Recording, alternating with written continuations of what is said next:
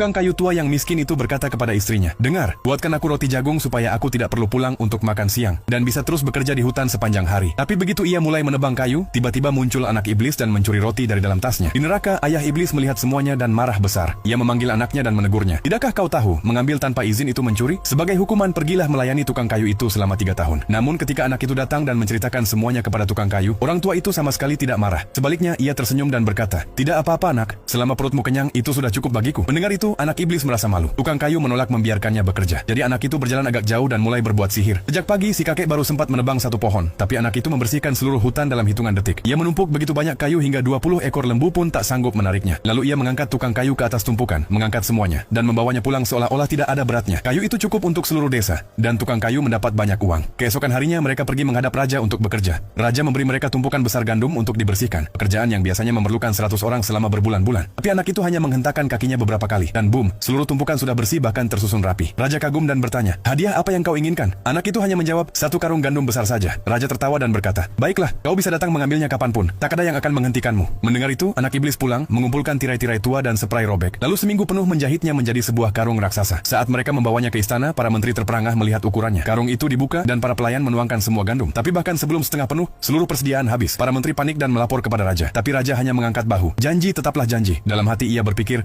mana mungkin ada yang bisa mengangkat karung sebesar itu.